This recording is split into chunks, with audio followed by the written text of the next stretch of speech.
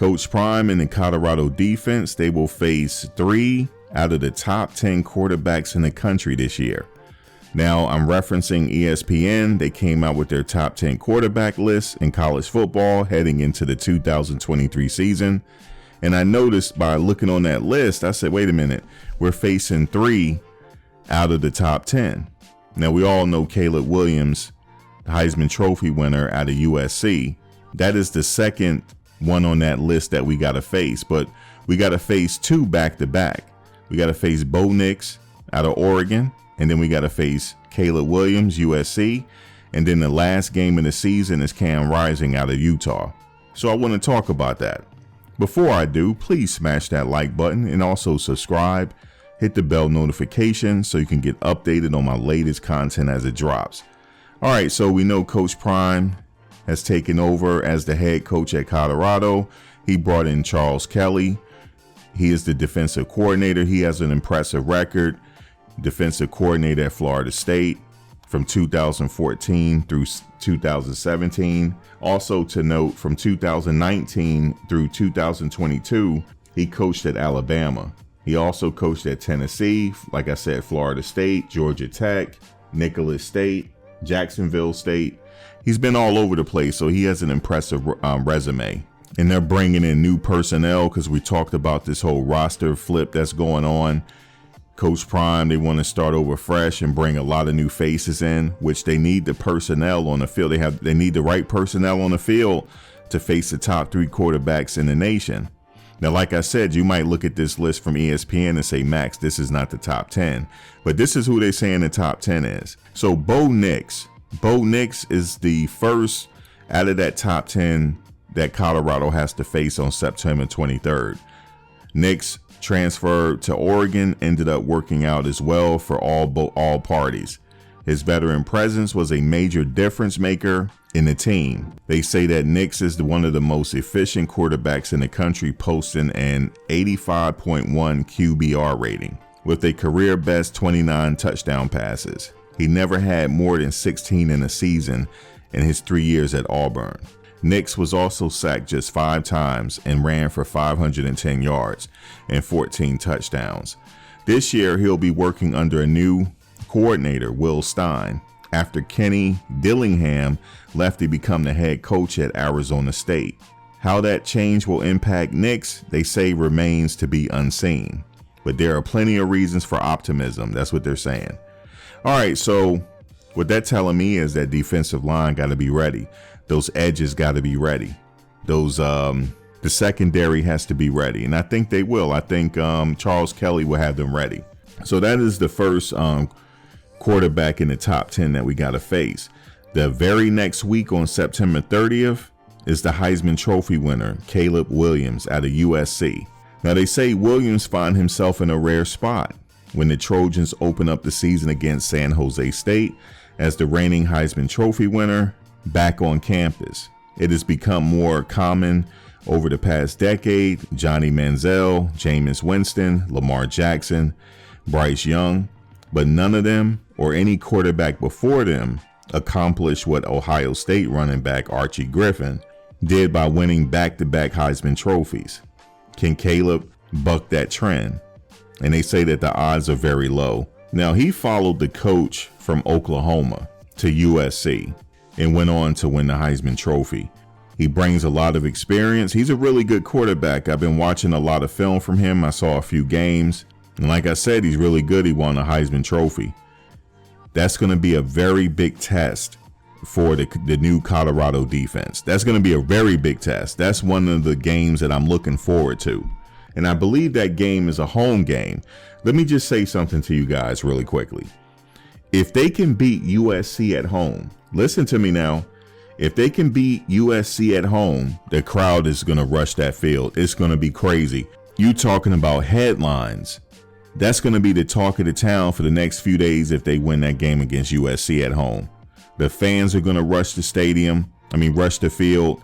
It's just going to be crazy. That's a game, out of all the games they have this season, that TCU game, obviously that's the first game of the season. And number two, I'm looking forward to that USC game. I'm looking forward to it. because, you know, Caleb Williams, Heisman Trophy. I'm just looking forward to that game. What say you? Now, the last game of the season, I believe this is the last game of the season. Yes, it is. It's the last game of the season on November 25th. Cam Rising, Utah. They said he got the swagger. He rocks the long hair and the mustache. Over the past few seasons, they said only 5 quarterbacks rank higher in total quarterback rating than Cam Rising. They said CJ Stroud, Stetson Bennett, Caleb Williams, Bryce Young, and Hendon Hooker. They said that's the best quarterbacking in college can offer. And Rising has been only slightly off that pace. He took over as Utah's starting quarterback 2 weeks into the 2021 season, and he has now thrown for 5,572 yards with 46 touchdowns and 14 interceptions and only 16 sacks. He also rushed for 953 yards at over 4 yards per carry after contact. He has helped the Utes win a pair of Pac-12 titles, and he has started 2 Rose Bowls. And just about the only thing Rising hasn't done at this point, finish a Rose Bowl. He left both of them injured. And that is the last game of the season. They got to face Cam Rising. What do you guys think? What do you guys think their chances of beating Utah this year? You know, depending on who you talk to, some people say that Colorado is going to win from the gate. They're going to have a winning season. Some people seem to think that they're only going to win 3 games. There's some outlets out there that say that they may win 2 games. I can tell you one thing that's still better than last season, but I'm thinking they're going to win more than 2 games, put it that way. I don't like to make predictions because, like I said, every team in the country, it doesn't matter the height. It doesn't matter anything. Everybody starts out with the same record, and it just depends there. But Colorado has a lot of work cut out for them because they're bringing in a lot of personnel.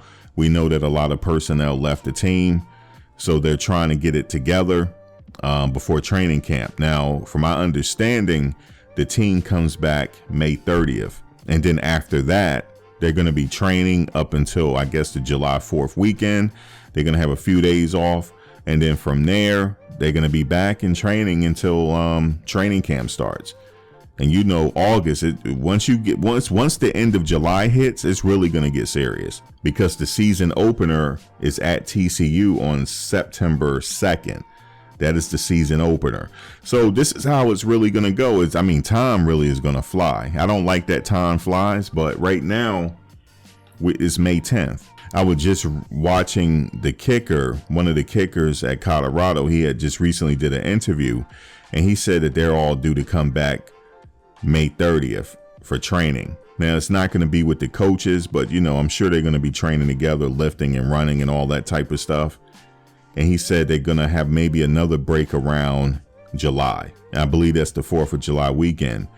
They're going to have maybe a few days off. Then after that, it's going to get serious because next thing you know, August 1st will be here.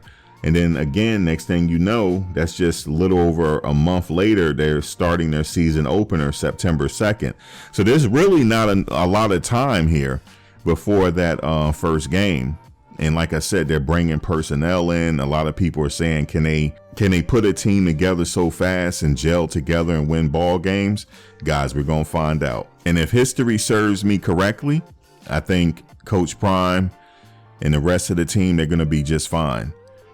I mean, after all, he did it at Jackson State. There was a huge roster overhaul, and he started winning. They had a really good season, and then the next season, they won the SWAC title, and then the season after that, they won the SWAC title.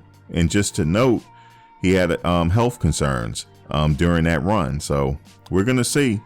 We're going to see. It's going to be interesting. And again, I like the fact that, you know, they show us, you know, the behind the scenes. A lot of colleges, they show us practices here and there, but they don't really show us like the behind the scenes. And that's what I like. That's what's unique about this situation here. But what say you?